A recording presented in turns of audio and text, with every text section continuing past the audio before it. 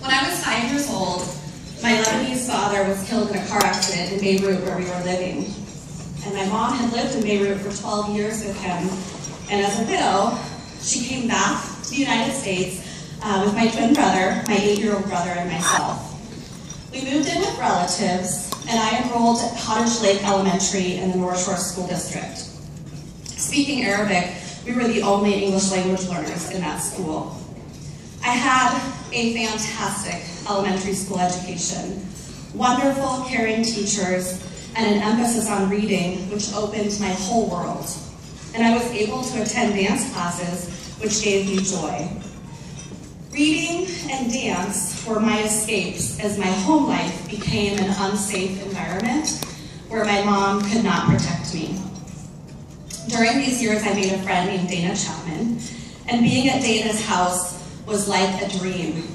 Mrs. Chapman made me snacks, and she cooked dinner for us. I thought I was in a fairy tale. Mrs. Chapman drove me to dance classes and to my recitals. She braided my hair, and she made sure that I had the dance uniforms I needed, just like the other girls. And I'm eternally grateful to this mom who gave me a sense of security and joy. At the same time, my 6th grade teacher, Mr. John Butts, was the consistency and stability that I needed as my home life became increasingly abusive. Only recently did I realize that he was in his first year of teaching while I was in his class. He was nurturing, and despite his awareness of CPS's involvement with my family, Mr. Butts maintained high expectations for my learning and treated me with dignity.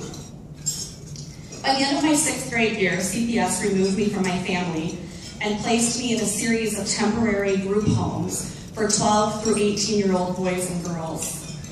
There, I experienced more trauma and was constantly frightened, and I was separated from my twin brother and my older brother.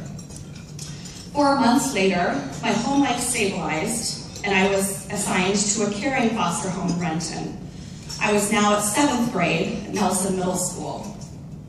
My energetic and compassionate teacher, Miss Jean Santamaria, became my refuge. I went to her classroom most days, if not every day, after school, and I stayed as long as I could. And she never turned me away. Her words still echo in my mind. I believe in you, and you can do this. Miss Carmela Delino was my middle school counselor. At that time, I was quite a mess. But she invested in me and met with me regularly and never stopped believing in my abilities. Being a foster care kid in school is miserable. You're different. You have a different last name. You look different from your guardians. You're on free lunch and everyone knows it. And you have a special hatred for family heritage projects. Seriously. Though I struggled to adjust to being a foster care kid, I wanted to be smart. I wanted to be successful in my classes. And I give tribute to my elementary school teachers, and particularly Mr. Butts, as my passion for great literature was solid. As I made my way through Lindbergh High School, 2 relentless adults saw potential in me that I didn't know I had. Career counselor, Mrs. Donna Fetch, and my English teacher, Mr. Jeff Wool. Mrs. Fetch single-handedly made my going to a 4-year college her mission.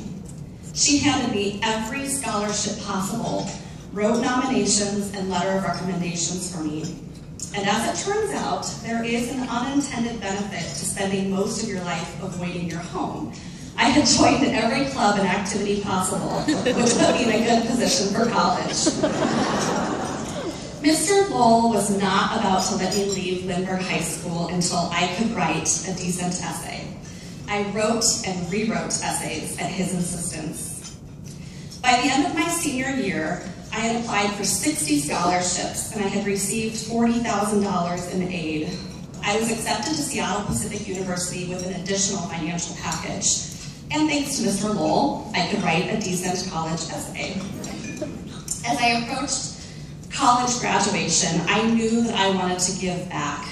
After receiving my degree, I joined an AmeriCorps program in the Highline School District, I was matched with Latrice, a precious first grade girl.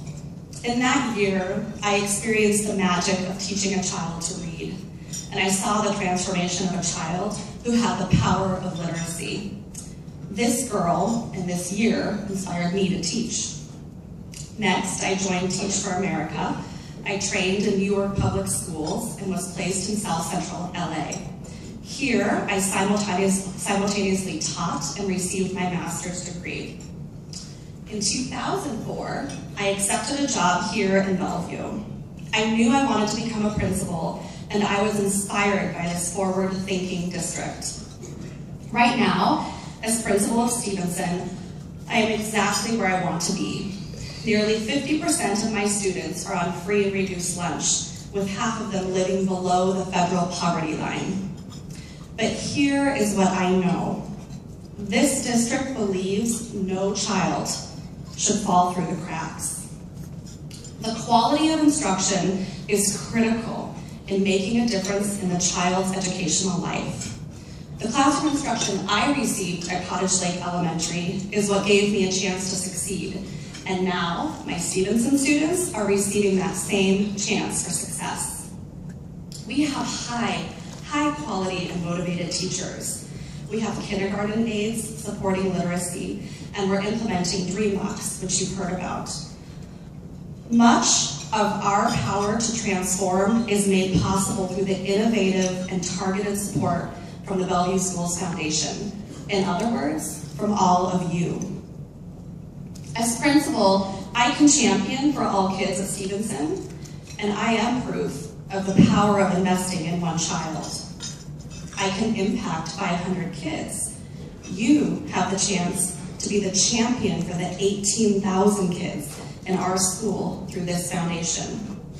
We need the whole community to fuel these powerful innovations, showing such tremendous results.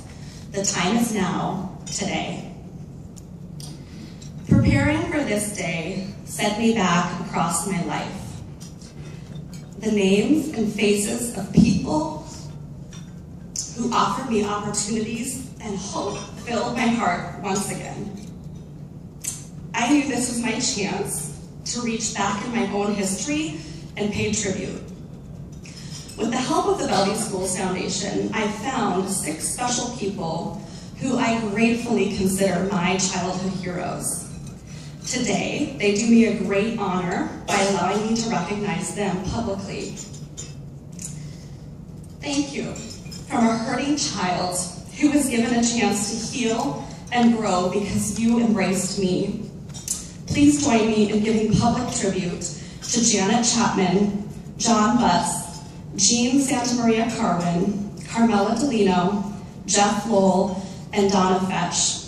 I wouldn't be here without your love.